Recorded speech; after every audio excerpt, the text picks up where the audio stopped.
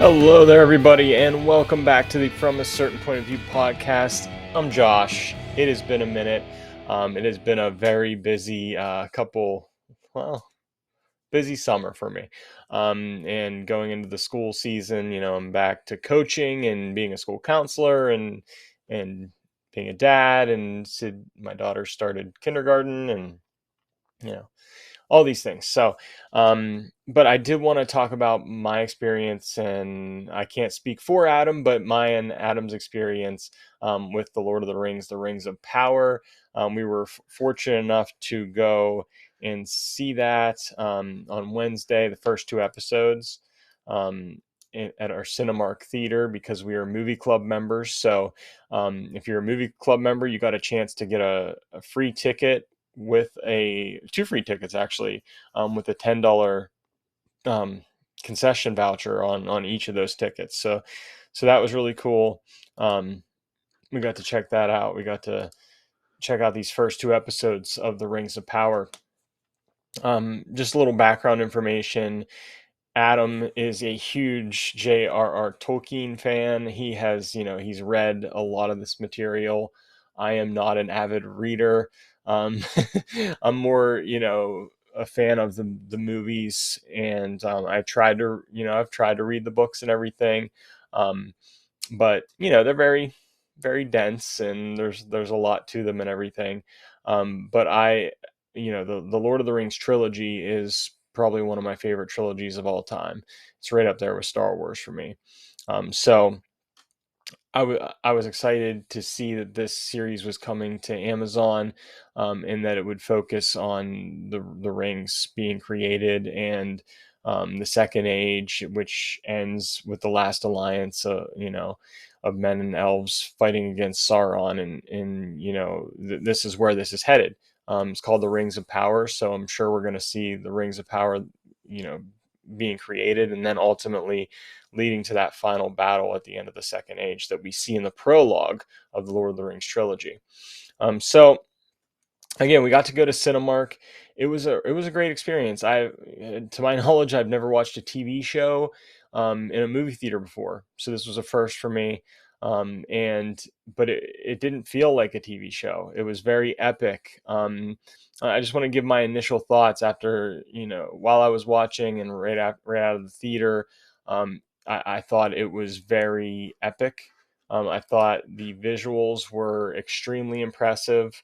I was very impressed by everything I was seeing on the screen, and in Cinemark XD, it looked great. I mean, it just looked so amazing. The colors, the visuals, everything, just the pop of the colors and the vividness. It was just impressive, and just these large, wide shots. And I know they, filmed some of this in New Zealand again, I believe, where they filmed the original trilogy. And it was a sight to behold. I thought the first episode in particular was really good. I really enjoyed the first episode. I thought it really established the world and set up the characters and the different, places that we're going. It was nice that it even included the map of Middle Earth, so you could kind of see where you were going. And it opens up with this prologue, similar to how the Lord of the Rings trilogy opens with a prologue. This series opens with a prologue, and we see, a younger Galadriel. And by the way, she is definitely a standout in this show. Speaking of Galadriel, for me, I think she does, this actress does a terrific job in that role. And trying to take a look here at the name of that actress. That would be Morfydd Clark. I don't know if I got her name correct or not. But yeah, I think she does a great job here. And but yeah, it sets up the world and Valinor, and we get to see the two trees of Valinor that provide the light to Valinor, which is where, kind of the home world, I guess, of the elves and everything. And it talks about Morgoth, basically taking the light out of those trees. And so they pursue, they come then to Middle Earth from Valinor, and they sail on their ships and everything to Middle Earth. And so we got to see this map of Middle Earth, and at various times throughout the first couple episodes, you could look at the map, see where you're at, because I'm terrible at geography. So it was really nice to have that and everything. So yeah, I really enjoyed the first episode. It was a great experience to see it in the theater. I think Adam and I both really enjoyed the first episode. Um, it got into some really interesting things. We see a young Elrond. Um, we see Gilgalad, who is the king of the elves and everything. I thought there were a lot of strong moments between Elrond and Galadriel and seeing their relationship. Um, One moment that stood out to me was kind of the reveal that Elrond wrote the speech for Gilgalad that was giving, and Galadriel is in pursuit of Sauron. She Sauron was a servant of Morgoth, which they kind of destroyed the trees in Valinor and everything. And so we find out Sauron is this powerful sorcerer at this time, and her and Galadriel's brother was trying to fight against Sauron, and he ended up dying. And sorry, spoiler warning. If you haven't seen the episode yet, or the two episodes, go back and watch them probably before you listen to this. But I don't think that's a major spoiler or anything. But yeah, so Galadriel takes on his kind of mission to find Sauron. And so it kind of, the beginning really shows her and her fellow elves, this group of elves trying to track down Sauron to the ends of the earth, basically. And they haven't seen orcs in quite some time, and they haven't seen Sauron in a long time, and people are starting to forget and think that he's no longer out there, that he's no longer a threat. Galadriel believes that he still is a threat, so she'll stop at nothing. And so that we see what her mission is, and we get an idea of what's going on in this story and everything. So yeah, that was, and like I said, I like her relationship with Elrond. I like seeing a young Elrond. I you know there was a lot to like for me in the first episode. I feel like the second episode, and Adam felt the same way. The second episode, for whatever reason, wasn't quite as strong, um, for me anyway. We have Galadriel that ends up, in the first episode, I thought it was great that we got to see Galadriel kind of going back towards Valinor, the Grey Havens. Um, and we heard at the end of Lord of the Rings trilogy, at the end of Return of the King, we see Frodo and Elrond and them kind of going towards, and Gandalf going towards the Grey Havens, Valinor. Um, but in the first episode of Rings of Power, we get to see them really going on the sea and almost crossing that border into Valinor, and just the light and the music and everything. It was, for me, it was quite an epic moment, and I got chills at that part, and I was pretty moved by that part. So that was really cool, and I do like the music. I like that Howard Shore, who was the composer for and did the score for the Lord of the Rings trilogy. I like how he did, the opening theme for this show, and I think the music fits really well into this whole thing too. And the music is huge in Lord of the Rings for me. I mean, I think it, does so much for the story and gives it that epic feel as well. So yeah, I did like a lot about episode one. Episode two, we have Galadriel kind of stranded in the water, and she's kind of adrift at sea. And episode two kind of drags a little bit more for me. And Adam did agree with that. I don't know what you guys think if you've seen it, but there were still things I liked about episode two, even though there were some head scratching things for me, which I'll probably get to. Um, but I didn't enjoy the arrival of this stranger, that has come to Middle Earth, and the whole time I'm thinking, is this Gandalf, or is this a wizard at least? Because Gandalf always alluded to being, he's, in the Two Towers, he said when he became Gandalf the White, he said he was sent back. So I kind of felt like this.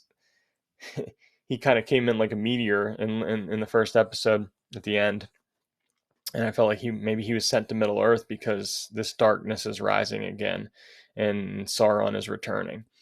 Um, so that's just my theory for right now. It could be Gandalf. It might not completely line up with the timeline. I'm not sure, so we'll find out. But I like that aspect of it. So I really liked how we got to see Khazad-dûm at its height, because in the Fellowship of the Ring we see the Bridge of Khazad-dûm, but the goblins have overtaken Moria and Khazad-dûm and everything like that. So it was cool seeing it at its height.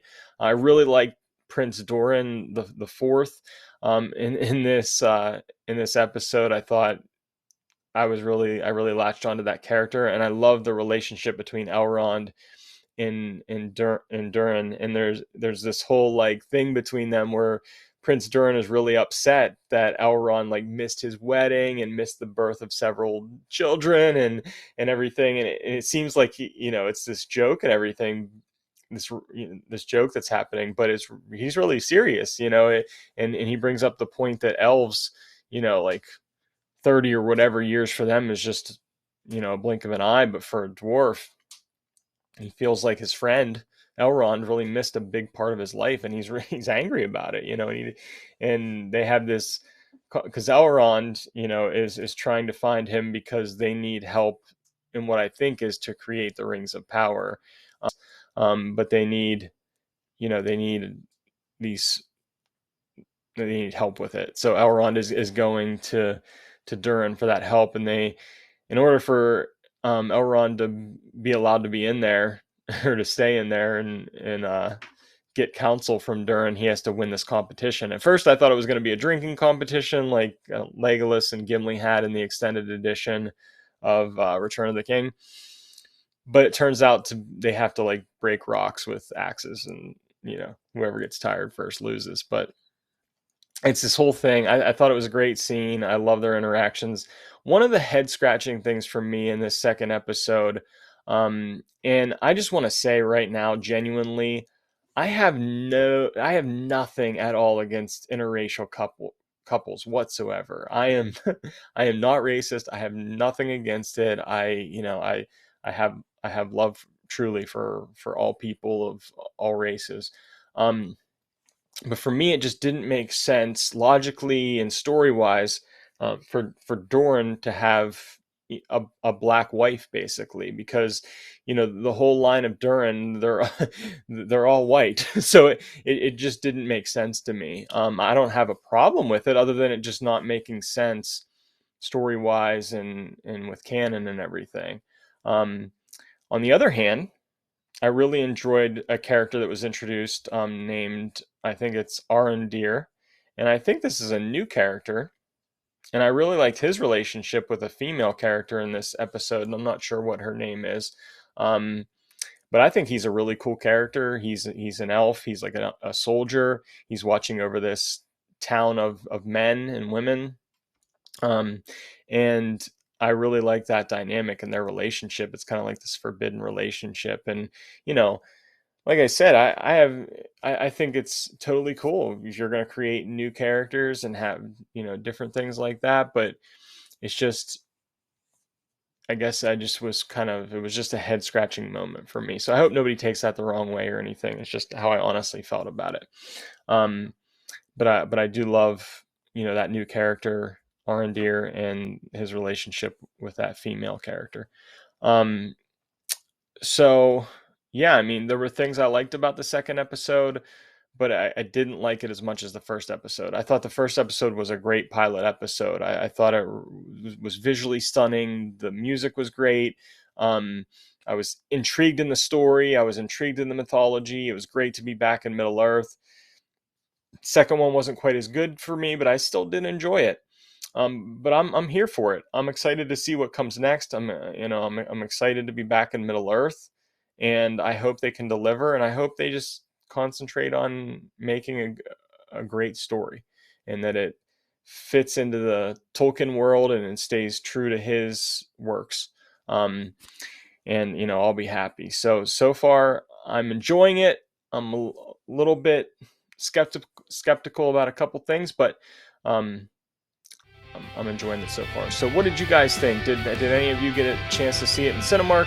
Did you watch it at home? What are your thoughts on the first two episodes of The Lord of the Rings, The Rings of Power? Let me know in the comments section, and be sure to stay tuned to From a Certain Point of View.